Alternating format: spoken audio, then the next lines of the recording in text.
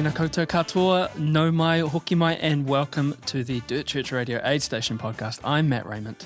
I'm Ellie Pottinger. And I'm Andrew McDowell.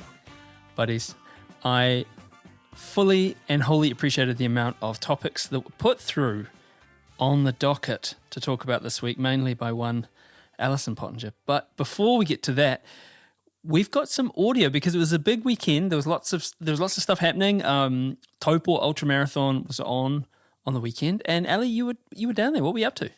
Yeah, so I did the relay leg. Well, actually, I was at the expo on the Friday, so catching up with like all of the people that we coach and catching up with everybody, all the mates that were down there. And then Saturday did a relay leg with some mates, and then went to Kinloch and crewed there. Just anybody I knew that looked like they needed a hand or some words, whether it was words of encouragement or a kick up the butt, who, just depended. And then hung out at the finish line. So it was a really fun weekend. Yeah. Nice. So you were soliciting for crew like that time that Andrew was soliciting for people to pace from the redwoods at Taruera.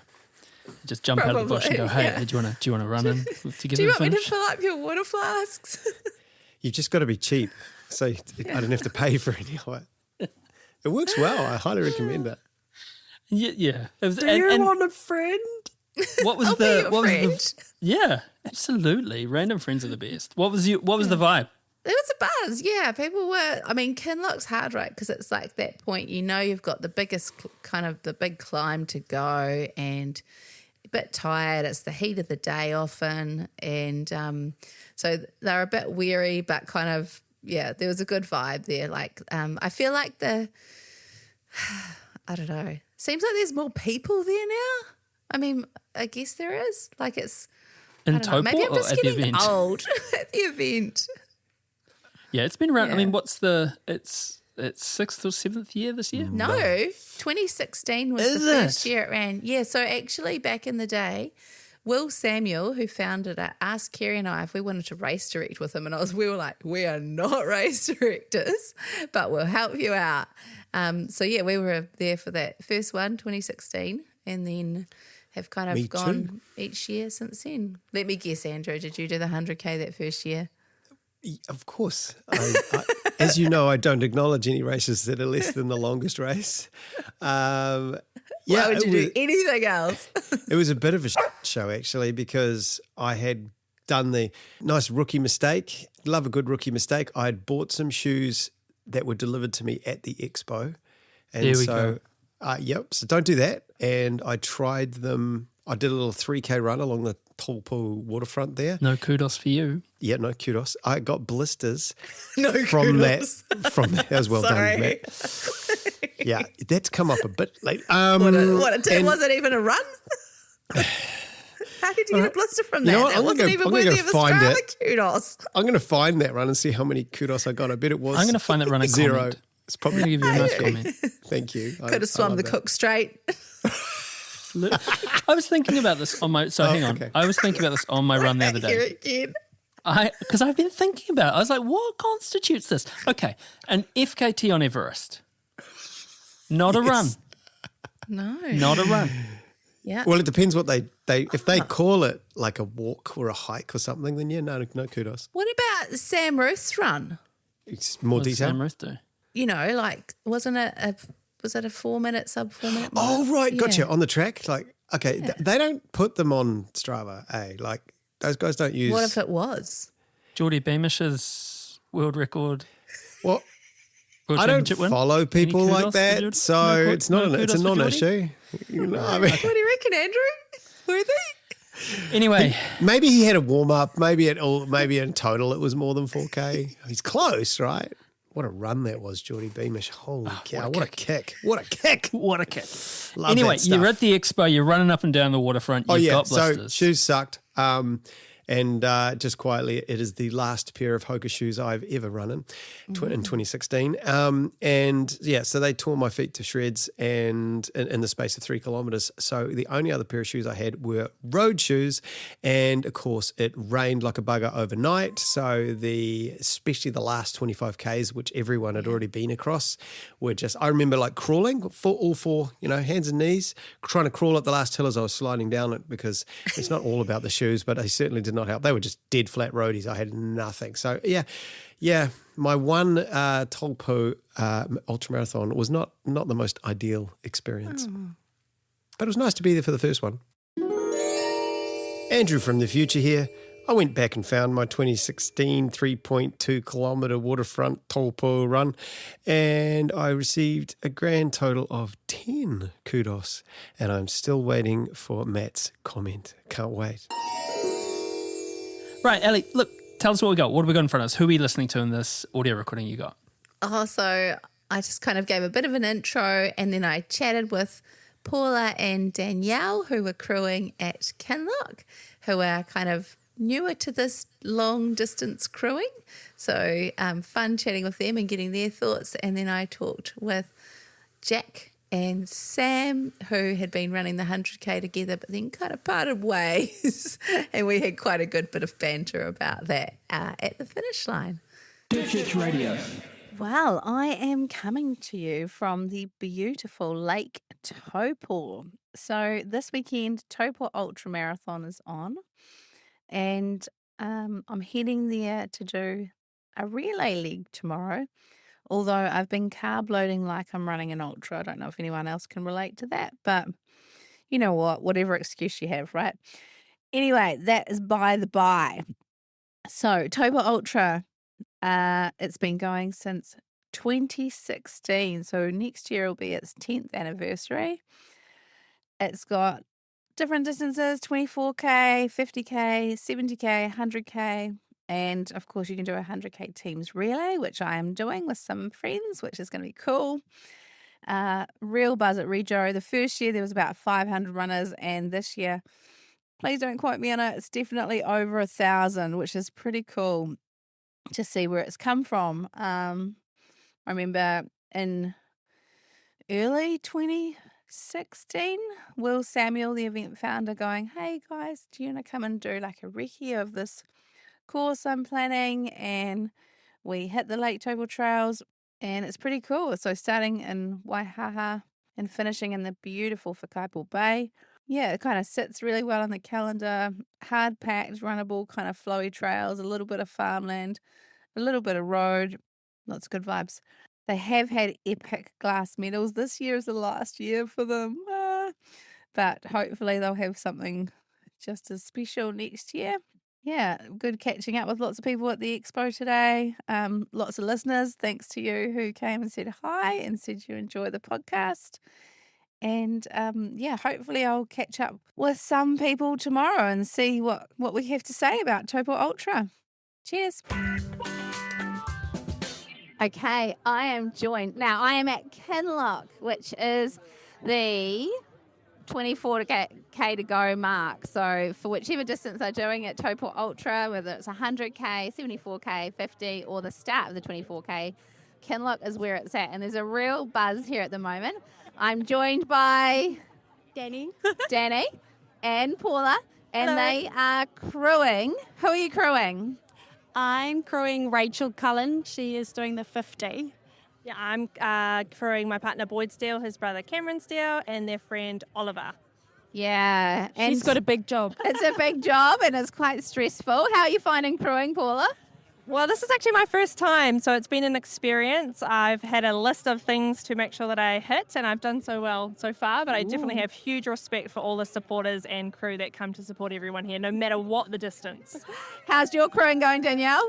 I've actually invited myself to crew because my friend Rachel has never had a crew. Aww. So I've enjoyed it. I feel for the people. It's actually really stressful for us because we're the ones that are worried and we don't know what happens to our people out there. But I'm so damn proud of them. I can't believe this is when you know what your body can do. Yeah. And it is pretty stressful. Like, I know when I've been crewing before, I worry about going to the toilet because you might miss them. Oh. Yes, I think I've held on since this morning, 20 past 10. And also the toiletings here is not that great, so I would rather hold on or choose a bush. Port-a-loos are not that fun, hey? No, definitely not. Yeah, although it's probably a step up on adult nappies, so... Yeah. That's the next thing for you. Get out on that. Yes. And what do you think of the event? Like, has it made you want to come and run it? Yes, we definitely want to do a 50, and this was a good idea for us to just come along and see, watch what people do, see what their crew does, because 21s and 42s, you don't really have a crew. No. So it's good to see what's needed and what's needed to be planned, and the fun. Like, can you imagine being on a trail out there for 24 kilometres? So, yes, it's definitely very well planned, beautiful people around, eh? Aww, absolutely. And if you haven't been to an event before, it's definitely a good idea to come down and check it out first, check out the vibes, check out the energy. A lot of nerves, but good nerves. And yeah, you just take the energy and see some really inspirational people, some tearjerker moments of some beautiful old people running that makes you think, why can't I do it?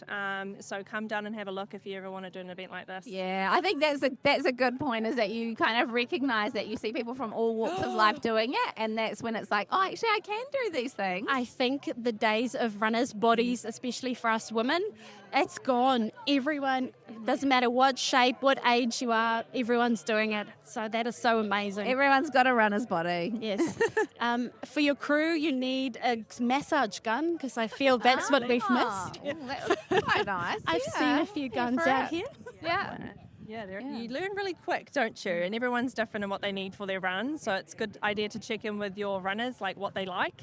And they're very specific, which is good to help them give them the best race possible on the day. And Paula's nabbed a cup of Coke already because she's like, I cannot be without Coke when my runner comes through. Absolutely. I've got a competitive streak in me. If my partner needs Coke, he's going to get Coke if that's what he needs to get through.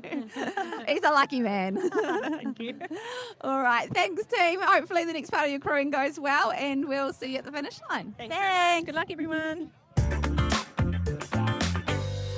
All right, so we've made it to the finish line of Taupō Ultra, and I am joined by...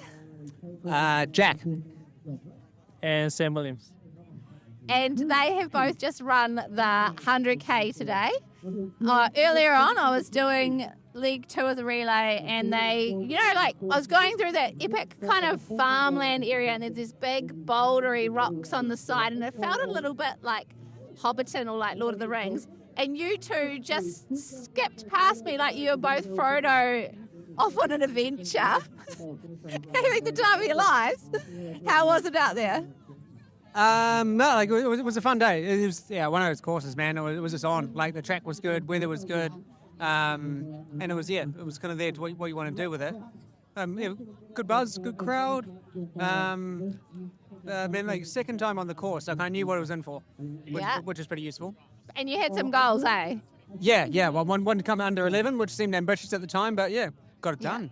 With plenty of time. Pretty damn pumped about that, to be honest. What's that? I'm pretty damn pumped about that, to be honest. Yeah, should be. Yeah. It's a good run. Yeah. Because at Kinloch, I saw you and you were like, oh, I don't know if I can do it. I've got to run like 8-minute Ks up the hill and 5-minute Ks down the hill. Yeah. As I was making a complete mess of my drop bags, thanks for helping me out. That's all right. Yeah, throwing my needed belongings back in the used thing. Yeah.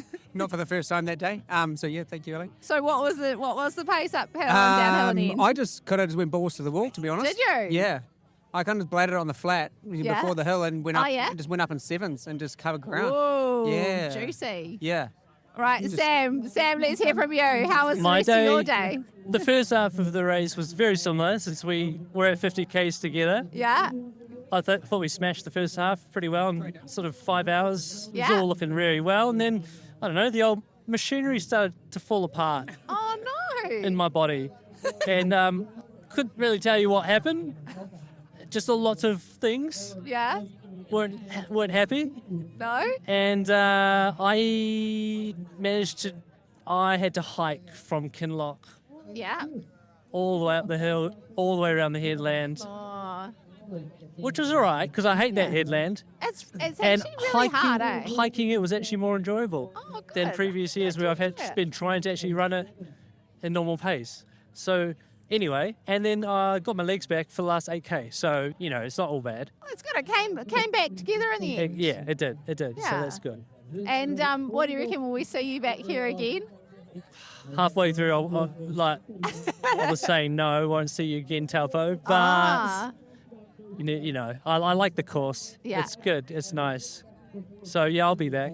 Okay. I'll be back with a bit more training and a bit less goo in my belly, I think. Oh, go. What about you, Jack?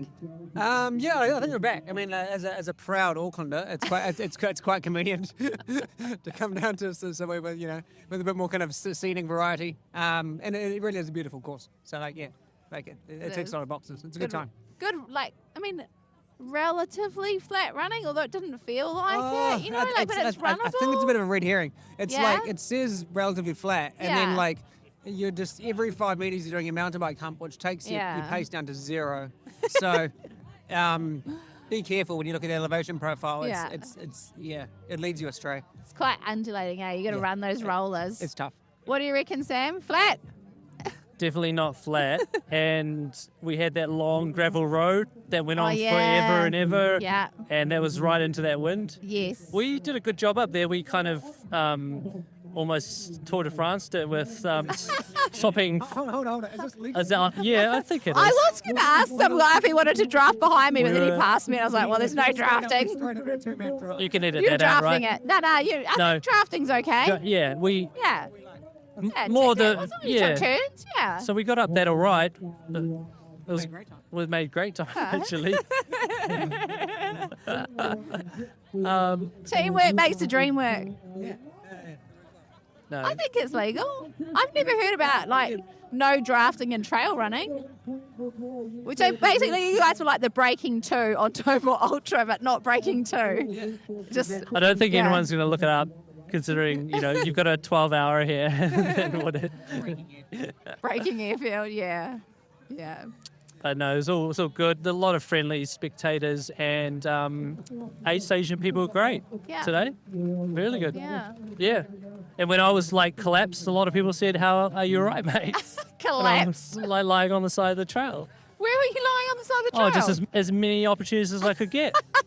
You're basically bush diving. Trying to eat a burrito, trying to finish my burritos, which I did not end up doing. Oh, so what's the plan then for the rest of the evening for you two? A beer and a hot tub is on the agenda. Oh, hot tub. So soak the bones. Yeah. You had your massage already. I did have a massage. You had a massage. Yeah. I saw the massage tent, and they've got compression pants. Yeah, and I over there had some too. strong elbows in my glutes already. Oh. Worth it. Oh, very good. Yeah. And then the next few days? I'll head back to Auckland. Where else would you rather be? I'm going to work from home and have a few lunchtime naps, I think. Oh, that sounds like a good plan. Good plan. Good recovery plan.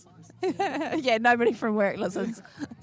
If they do, you're entitled to a lunch break anyway. Yeah. Oh, very good. Oh, well, thank you for chatting, guys. Well done on your run. Our And pleasure, and thank you for the help at the AidStation. that's okay. It's a Very much absolute needed. pleasure. Thank you very much, Ali, for the AidStation help. Very much appreciated. No worries. Andrew here from the future again. We kind of got to the end of the podcast and realised we hadn't talked about any results whatsoever. But to be honest, if you're not already signed up, you should sign up to trailrunning.nz. Bradley does an amazing job going through all the results every week, and really that should be your number one point to get all this sort of info.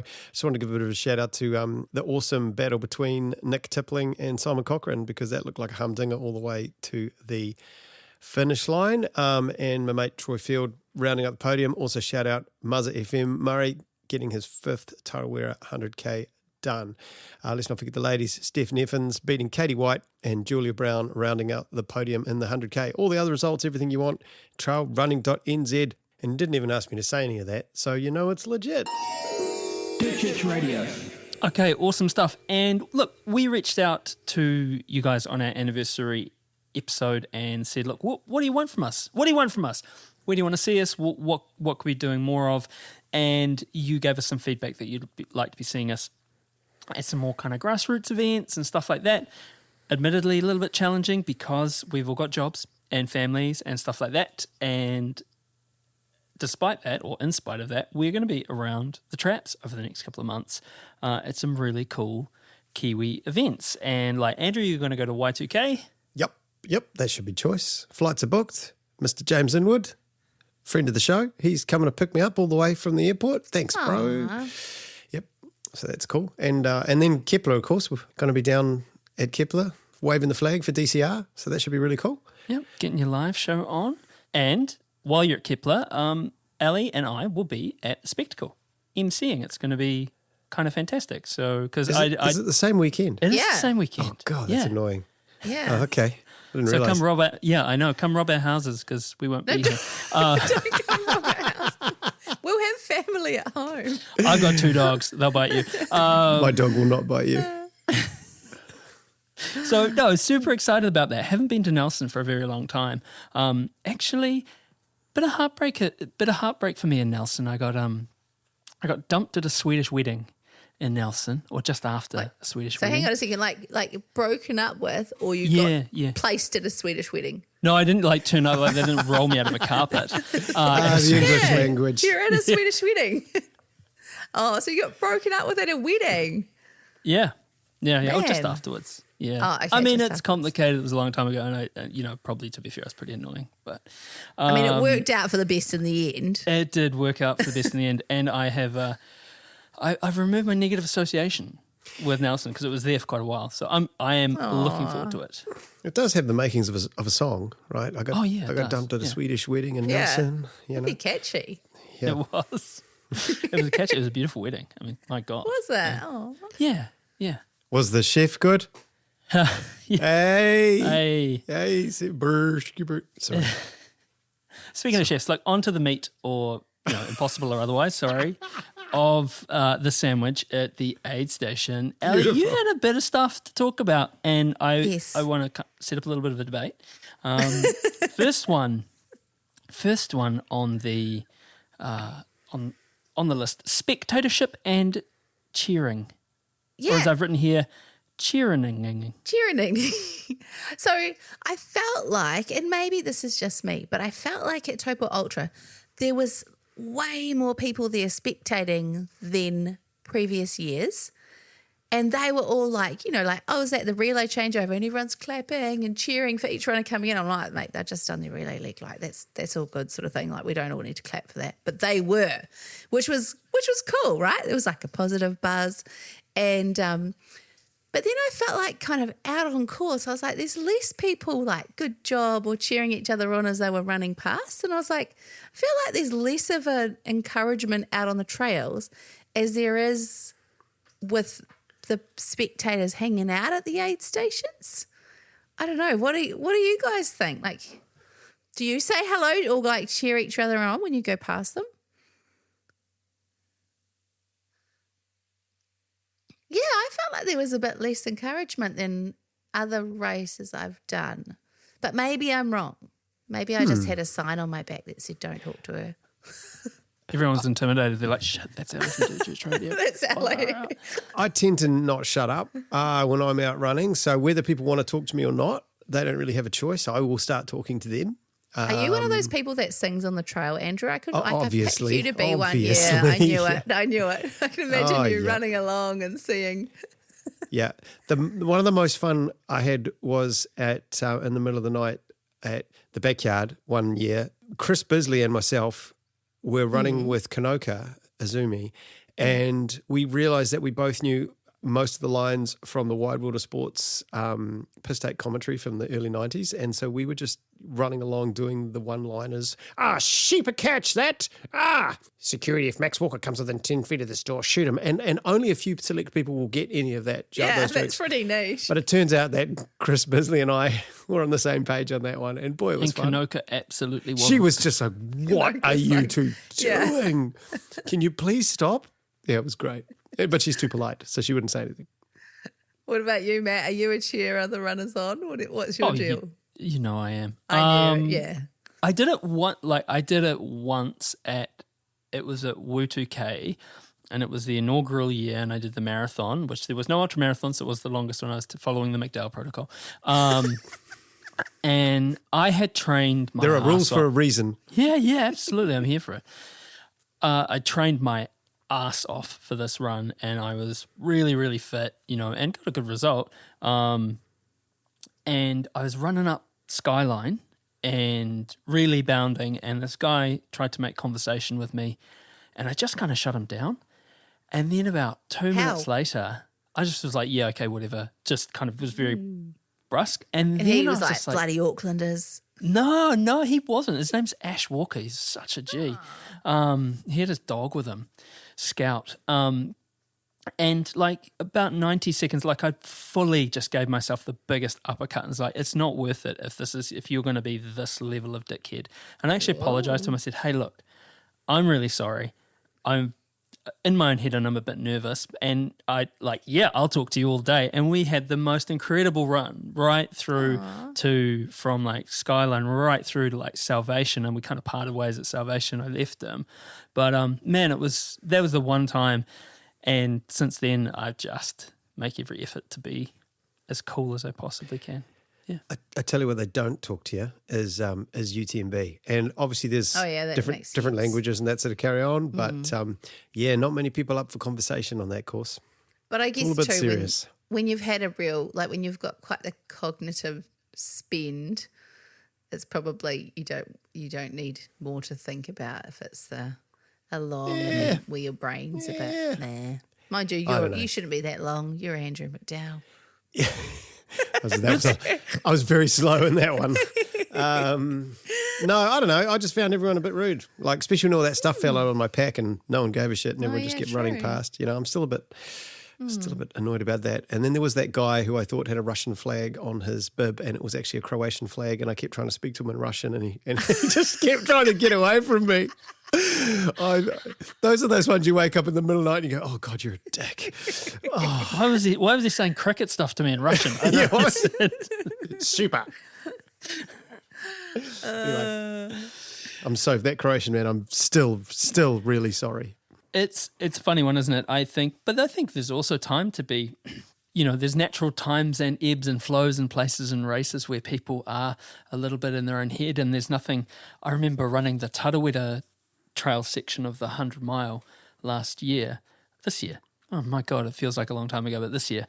And there was someone who was very, very excited and was talking 19 to the dozen, like 19 to the dozen. And I'm not going to suggest that I've never given punishing chat, but this was punishing chat and I just wanted to be left alone to enjoy myself. I was having so much fun, but it's just beautiful. It's really, really deep, rich, lush bush. It's a little bit, and I think that sometimes if your ebbs and flows don't meet to the point where I actually jumped off the trail and just stopped and let them go past so I could just continue my run in peace. Well, I was about to say, like kind of with the flow comment that can be really annoying is if you're like trying to find a spot for a good jungle wee and somebody's trying to hang out and have a chat and you're like, well, actually, like I want to, or even jungle poo, right? Like you want a bit of privacy here, but then, so maybe that's a good excuse too. If you're not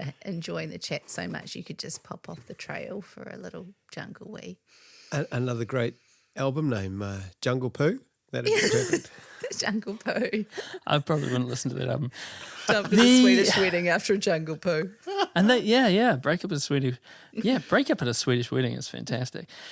And this person was talking about shoeies, and they'd planned out. No, I'm dead set serious. They'd planned out their shoey, and I believe I gave a comment like, "Man, I'd do a shoey now," because I was just like, I just want like.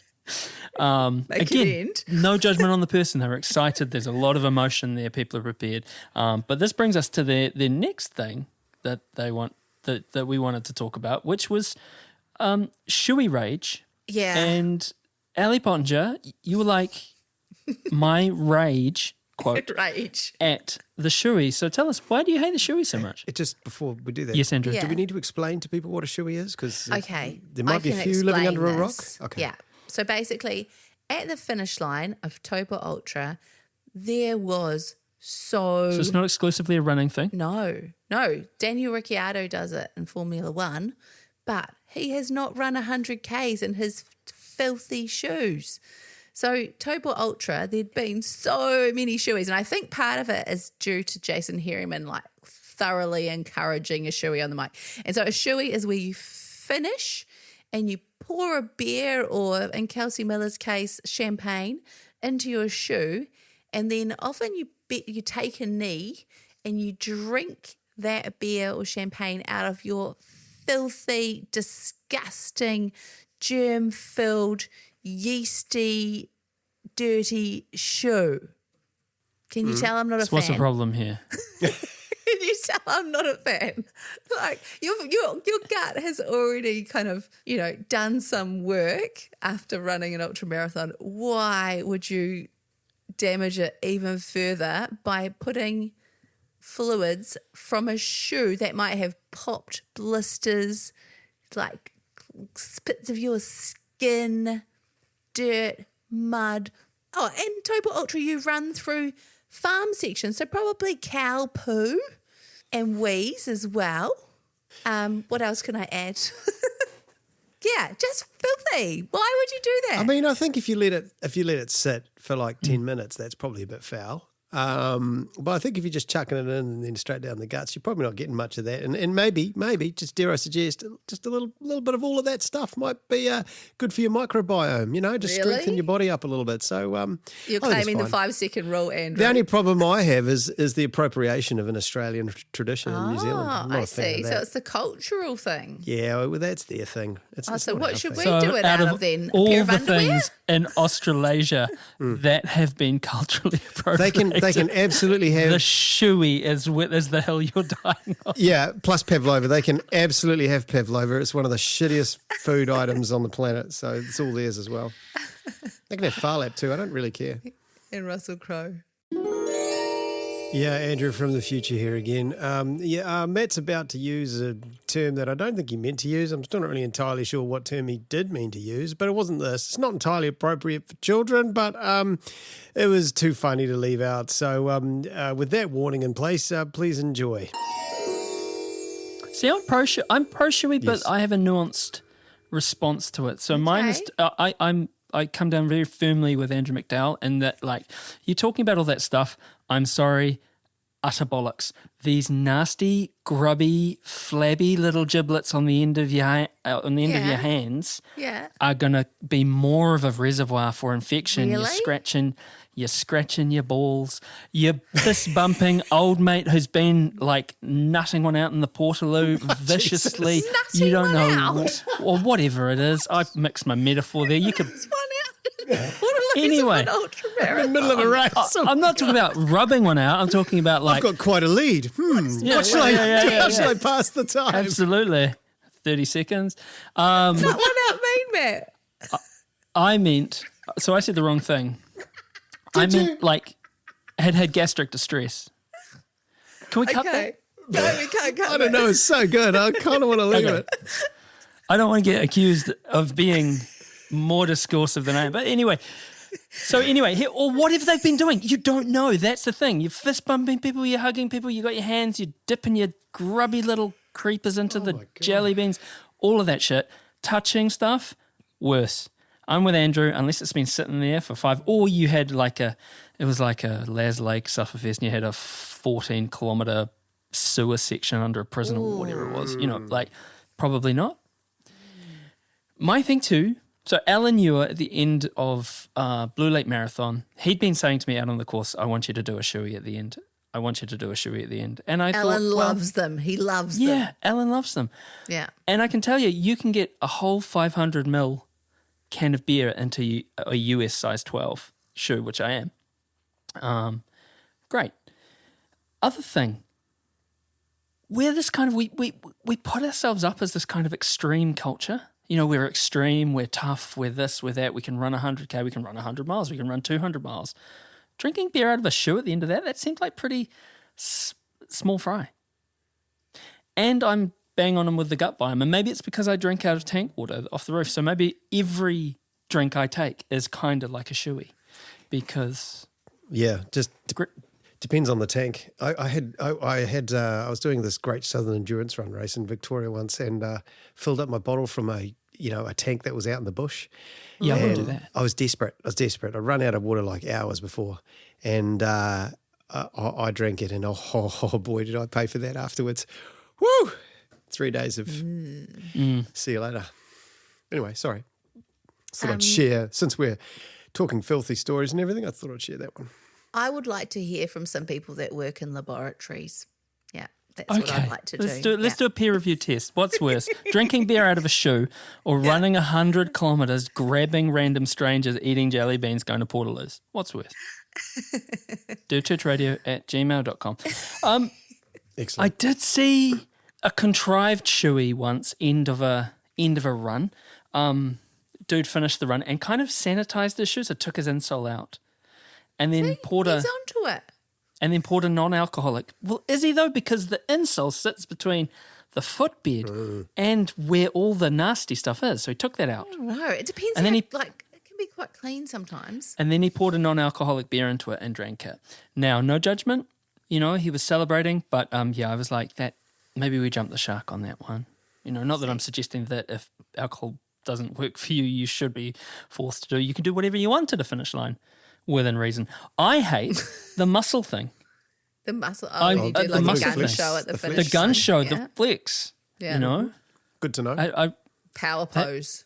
sets my teeth on edge. But that says more about me that I'd rather drink beer out of a shoe than flex my biceps. But, Well, maybe we should do a poll. Can we do a poll on our Instagram? Shoey or not to shoey? yeah. That is the question. And if you want to get really good Yeah. at shoeys, you just have to do shoey after shoey after shoey for months on end. It's just Get back that at the simple. end of each run. Just get into Stop training making now. excuses. Okay, good. I like that for once. Andrew's just kind of middle of the road. I don't know how we got there, but that's quite surprising for me. I'm nonplussed. If you make me do one, I'll do one. I'm not really that bothered. Really? But I won't volunteer to do one. I won't be like, I'm yay, the I'm going to same. do one. Yeah, I'm the same. I'm like not going to, and hey, look, if I'm ever on the mic at a race and you see me at a quiet moment and you want to give me a shoe full of beer, I'll probably drink it. Like your own or somebody else's that just Somebody run else's, 100 my Ks? own. Oh, I'd probably do that too. Because I think you are a little bit of an encourager on the microphone for a showy, Matt. I'm sure I've heard you If one before. appeared. Yeah. Yeah. I'm not like, because I am aware that it is also, it's the promotion of consumption of alcohol at the end of Okay. races, and not everyone's into that. So I'm to each their own. So I'm pacing a half marathon on the weekend. Never done that before. Which one? The Muriwai Half Marathon. It's a trail event, so started by the boys at the Muriwai Deli, the Muriwai Sea Slugs. Bryce and Cameron Steele, and Damien, who, for a man who works around pastry, just it's a stallion of an athlete. Can I just add, I think that Paula, who I interviewed at Taupō Ultra, that's going to be her first half marathon, and she was crewing. Are they twins, Bryce and? Yes, they are twins. So she was crewing them. Yeah. So this is like a really weird, like full circle kind of cool moment. Yeah. So you're doing that. So what are you Yep. what are you pacing there? So I am going to be pacing the 2 hours and 30-minute club, which I'm super excited about. I've been freaking out a little bit about it because I have never paced anything, and B, I haven't been running much at the moment, but I'm going to be doing it with Inia Raumati, a friend of the show, Dr. Inia Raumati, and jogged a DCMF on the weekend with Harry, and it was totally fine. So it's I'm super looking forward to it. So Where's the course go? Does it go through the forest area? Well, you don't know. we will find that out on the day. Well, literally, that's a mystery. You It's- might want to it's look some- earlier, Matt, if you've got to pace it. Yes, I've got the thing Oh, good. on my okay. phone. Okay. And by the time this comes out, I will have studied it and know what's going on. But I'm really looking forward to hanging out with a bunch of people and getting the job done. Oh, that'd Nice, be man. cool. It's a good feeling doing pacing. Highly recommend it if you can, if you feel confident enough to do it. It's there's nothing more satisfying than kind of getting a whole crew, getting everyone over the line and sort of hitting their own goals. It's pretty cool. Bit of a departure from a half marathon. Andrew, what did you get up to on Friday? Oh, yeah. This is the problem with, speaking of Australians, Stephen Redfern, obviously a good friend of mine, he was coming over to visit. It was him and his missus' 30th wedding anniversary. Super cool. Wow. He said, "Oh, I'm coming over, mate. We should we should go for a run. You want to do like 100K? Okay, bro, because you can't say no, right? You can't be like, oh, that's too far. I don't want to. You could say no. You had two options of like, we could either do the Te Arahura around Waiheke, which is 100K. But yeah. it's a little bit tricky for the whole trying to time it with ferries, like first ferry, last ferry. If you miss the ferry, you're fairly screwed. And I thought maybe we could just keep it on the mainland. And a few tracks have opened up in the Waitākeres recently. And I'd always wanted to sort of piece the whole thing together. And so I did the old route map thing and came up with 100Ks through the Waitaks using pretty much every trail that we could find. Started at 4 a.m. My mate Jeff, legend, drove us out there. It's like, turned up to his house, 3:15 in the morning. This is a legend. You know, and he's sitting there waiting, like ready to go. He's in the ute. I mean, drove us all the way out there. High five. He drove all the way home and went back to bed. Like, what a ledge. And then, made our way through. This is sort of, we started at Huia, did the out and back, and then all the way up the west coast, then inland through the whole Cascades, if anyone knows that area, and then finished at Bethel's. The last 7Ks was all along the road. And holy hell, man, people drive so fast. Oh, because it was just getting a bit dark, like just not quite head torch, but there's people doing 120 clicks like right beside you. It's absolutely terrifying. So that kept you awake, that kept you going. And then Scotty Bougen, legend, he'd been working like way up north, and he drove all the way down to pick us up, and then dropped us both back at Jeff's place in the city, and then drove back to his place. What a ledge! So shout out to those guys. Yes, Ellie? I have a question. Did you celebrate your 100Ks with a shoey at the end? No. I Would guess you celebrate your 100K with a shoey now? No, because I don't have any shoes with me right now. No, Right if it had been suggested, I guess I would have. But no, it was good though. It was a beautiful day, really hard. I mean, the Waitaks don't give up easy. 4,000 meters of vert. You know, you really you got to work for it. There's not a lot of flow. Like you go up and down. Anyway, I'm prattling on. It was a great day, and nice to know that at the sort of drop of a hat, you can go around 100Ks self-supported. You know, we didn't have any. He had a water filter thingamajig, which everyone should get if they're going to do this sort of thing. So we're able to filter water out of creeks and that sort of carry on so that we could not have to worry about water the whole way. And then we had enough food, and then we had a little bite to eat at the Piha store, and that was it. The rest of it was we had to carry the whole lot. But really happy with that. Nice little adventure.